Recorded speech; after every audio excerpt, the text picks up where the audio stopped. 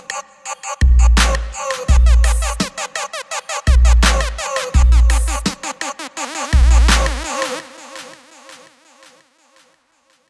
Galia Benartzi with Bancor Protocol. A smart token is a Bancor Protocol compliant token. It holds another token in its smart contract, which allows it to link into a network of tokens. All of the tokens in the network are exchangeable for each other, and there's a formula which governs the pricing between every token in the network to each other. One of the main challenges with currencies, especially new currencies, is liquidity, which is how do you convert them into another currency if the other currency is actually the one you need in this moment. Today we use exchanges, so currencies get listed on exchanges. There's a lot of inefficiencies here. First of all, it's not easy to get listed. Second of all, there are exchange fees, conversion fees that you're paying to middlemen in the center. There's a lot of counterparty risk when you deposit your coins or your tokens into these exchanges, security risks, regulation risks. And as we start seeing more and more tokens emerge, and we're talking millions of tokens, the existing exchange infrastructure is not going to be able to support that. And the currencies that have the highest liquidity risk are actually the ones that are small and lightly traded, because there's no profit to be made in an exchange with a currency that has a low trade volume. And so even though you might have tokens that have great applicability in society, that are very useful to a community or for a small project, they'll have no liquidity and they won't be able to exist. The Bancor Protocol standardizes cryptocurrencies which essentially reference other currencies directly in their code, in their smart contracts, and this allows them to have an inherent pricing mechanism. So you can think of it like a money that knows its own exchange rate to other monies. We like to think at Bancor about money as a tool. Money is a tool for human collaboration.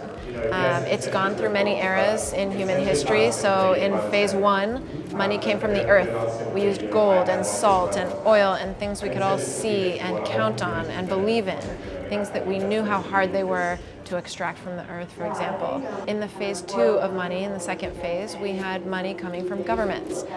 So our national government prints this money, whether it's paper or digital.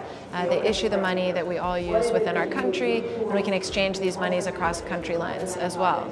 Now we're entering the most exciting phase of money, which is that money can come from the people. Anyone can create a money today. The inventor of Bitcoin created a currency. The inventor of Ethereum created what would become and what is now a currency. And if you blow that out and you democratize access, anyone can create a currency. Doesn't mean every currency will succeed, but everyone can try. And this is the modern era of money that we now enter together, and it's going to be the best one yet. So when we think about human collaboration and how humans work together on anything, there's sort of two protocols that we like to look at. One is information. We share information, we tell each other things, we give our knowledge. And one is value. So we transfer items, our time, our skills, we use money for this. In order for that collaboration to span over time and space, to not require you and the other person to physically meet in real time to make the exchange, in information we invented writing. Okay, writing allows you to put your information down, your thoughts, your ideas, and someone 100 years from now and 1,000 years from now can still interact with you on these ideas. And in barter, in the exchange of goods and services, we invented money. Money allows you to separate the buying from the selling. You can buy something now even if you don't have something that I exactly want to sell in this moment. And later I can sell something and buy something else. And the reason that money is so valuable is that it can become anything you want it to be in any given moment.